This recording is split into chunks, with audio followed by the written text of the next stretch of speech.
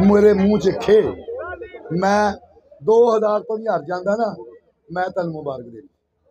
वो तुझी 35,000 तो हार के ते गिनती कराने आ गए। वो बेशर्म, वो बड़ा मजा आया। मैं जेड़ा आरो ने उन्होंने की, आरो ने किया, उन्हें क्या ऐ फड़ आ पर 45 प्याई कला कला वेख ला या रैंडम च देख ला। हाँ जी, ते असी 100 चढ़ाया ही ते 14,000 की लीड है थोड़ी बहना ही। हाँ जी, ते मुड़ के नीवा नीवा होके चला गया। इन्ना सियासत, ये मुफादात की सियासत करने वाले ने, ये लुटमार की सियासत करने वाले ने। ये तुम देखना अगले 4-5 दिनों से इंशाल्लाह हुकूमत पीटीआई की बननी है। इन्होंने सारे का हो जाना। हुण मैं दो गल्लां करनी है। हाजी साहब तुहाडे दो गल्लां करनी है, मैं बात कर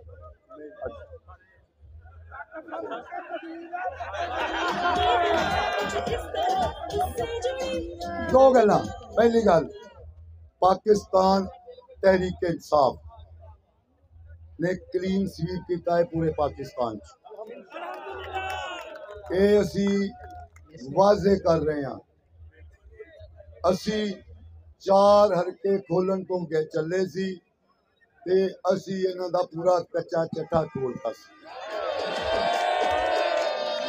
हुण गल याद रखो, असी 180 तो ज्यादा सीटां जीतियां, करीबन 100-200 के करीब एनए दियां।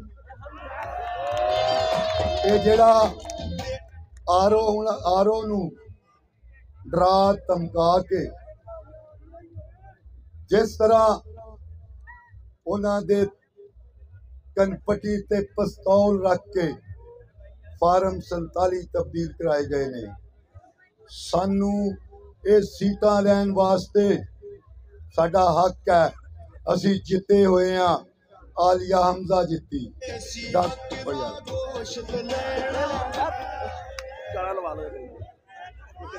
इमरान खान,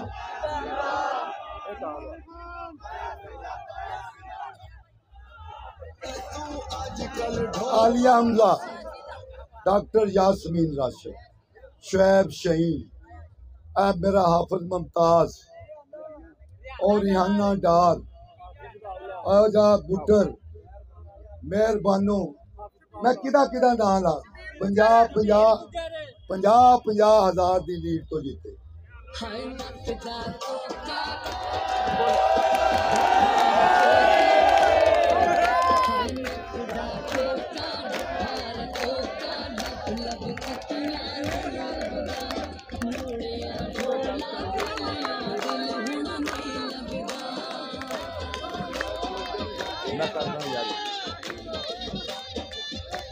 मैं और लाइट चलाओ, असी एक मिसाल देन लगा मैं तुहानू।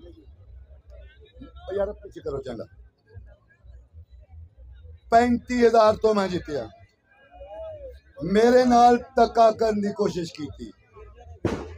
ये गल जो मैं कही कि मेरा रिजल्ट किसी ने खोया, मैं शहर का अमनो अमान नहीं रहन देंगा।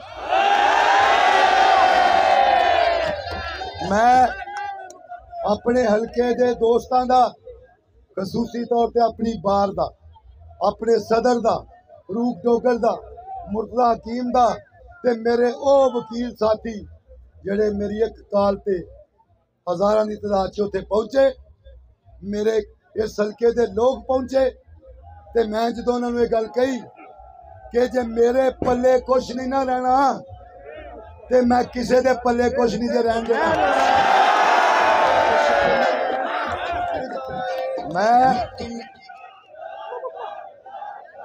मैं उस कमिश्नर नूं भी, मैं उस कमिश्नर और डिप्टी हाँ, ते मैं मुंतखब मैंबर पंजाब बार काउंसिल भी हाँ, ते मैनू दोवें शैवां तेनू लागे पैंदियां। ये ना होवे इस जंग च तेरी साडी शुरू हो जाए। कौन है यार, कौन यार? फायरिंग बंद करो जरा भी यार, जरा फायरिंग करता मेरा ख्याल साढ़े चो नहीं। अगर उन्हें मेरा वीडियो पैगाम सुनिया तो मैं समझना वो मेरा दोस्त नहीं, मेरी एक अपनी एक इज्जत है, एहतराम है, ठीक है, मेरा वकार है। मैं हमेशा सजदा शुक्र अदा करना, इन चीज़ों से मैं पसंद नहीं करता।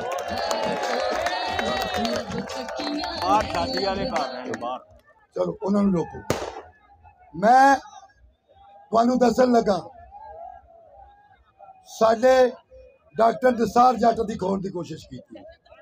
यार कैसे सियासतदान, असी बाहर की सियासत करते हैं, असी दो वोटां तो हार जाते हैं, दो वोटां तो। जिहड़ा हारदा जिते दे गल च हार पांदा, मुबारकबाद दिंदा, अगले दिन जिते ना रल के बाहर की खिदमत करदा।